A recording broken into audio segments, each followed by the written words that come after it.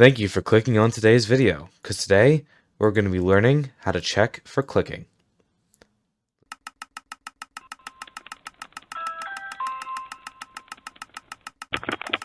With this system, you're going to be able to see with certain items how you can actually detect with commands whenever you click, like with a melee attack. Now, I will admit this system does have some flaws in it, and I'm going to go over what the flaws are at the end of the video. However, if you guys are just interested in the commands and being able to detect whenever you click with specific items, feel free to hop right into the video. So unfortunately, it's not the simplest system in the world.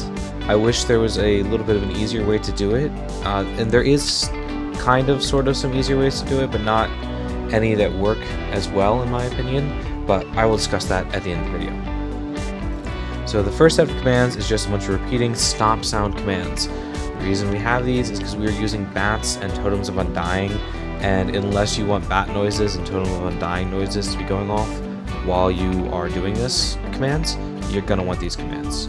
They're all exactly the same command, always repeating, always active. So stop sound at A, and then this sound. Next one, mob bat hurt, mob bat takeoff, mob bat idle, and then totem.random. This is just going to prevent you from getting spammed with a bunch of random noises. You don't technically need this, but I do highly recommend it. So the first thing that we're going to be doing is giving ourselves a tag whenever we hold whatever items. So the more items that you want to detect clicking for, the more commands this is going to take. In this example, I use 2 items. I have wheat and I have a stick, and these are both being detected. You see when I click with the sword, nothing. If I click with my hands, it's not detecting anything. It's only with these 2 things. Now the reason we want to do it with specific items is because if I did it with certain things like a bow, you wouldn't be able to shoot your bow. If you did it with blocks, you wouldn't be able to place your blocks. If you did it with a melee weapon, you wouldn't actually be able to hit anything with the actual melee. So you only really want to do it on custom items that you want to activate an ability for. However, starting off, what we're doing is, like I said, if we have an item that's a stick in our main hand, I'm going to give myself the tag click. And then right after it, pretty much the exact same command, but with wheat instead of a stick, because that's the items I'm using. Using different items, put different items in here. So the next thing is we're going to see, and I know this looks like a lengthy command, but we're checking basically for anything that is not holding a stick, because we're checking for a quantity of 0 in the main hand for an item that's a stick. So anybody that is not holding a stick and also not holding wheat, but they do have the tag click, give them strength for 0 seconds. I know that sounds kind of weird, but you guys will see what that's about in a second. And we have the exact same command here, except instead of giving them strength for 0 seconds, we're just going to be removing the tag click. This just means that we're not going to be checking for clicking unless you're holding one of these items. Alright, after that, we're going to be basically saying, hey, if there is somebody with the name or with the tag click, but there's not an entity, and specifically we're going to be using bats, but there's not anything named click within 2 blocks, summon a bat named click. Then we're going to instantly be giving the bat invisibility, just so you're not seeing it, obviously. Then we're also going to say, if you have this bat that's named click, but there is no player, so unless there is a player within 2 blocks with the tag click, it's going to kill itself. Finally, we are going to be giving the bat a little bit of resistance. This just means it's going to be harder to kill by maybe accidentally you get hit by a skeleton arrow, maybe there's an explosion near you. We're just giving you a little bit of resistance, that way the bat is able to tank that damage without accidentally triggering a click. And this is, if you guys are curious why I didn't use armor stands, this is one of those reasons. Once again, I will discuss that further at the end of the video. Then we're basically going to be teleporting the bat in front of the player's eyes. That's what this command is. For anything that is named click, it's going to teleport the closest bat named click right in front of their eyes, basically. Then we're basically going to give any player who has the tag click strength 50. And you can see when I'm holding one of these items on the right side of my screen, I have the effect icon. Boom, I have strength. but as soon as I go off the item, instantly goes away.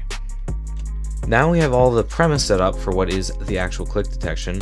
So now we can detect clicks, and there's a bunch of different ways you guys can do this. I'll show you which command you guys are going to want to change for your own creations here, but I'm just going to run through the commands. So what we're going to do is, for any bat, anything named click that has a totem of undying, give it the tag totem. Then for anything that is named click, so once again the same bat that has the totem, meaning it's already been given a totem, it's not freshly spawned in, we're going to be checking for if it no longer has a totem, give the tag clicked to the closest player that has the tag click, meaning they're holding one of the items. This is the command that you're going to want to change. This is whatever you're going to run that was like, hey, I clicked, do this. In this example, I'm just running a say command. I can make this a TP, I can make this another tag, scoreboard, all kinds of stuff. But if you want to actually affect the player who just clicked, just change this command. You can also add multiple here if you want to have more than just one command. So you can just chain them up from here. But after you have the commands you actually want to do from click detection, then we're going to remove the tag clicked from everybody.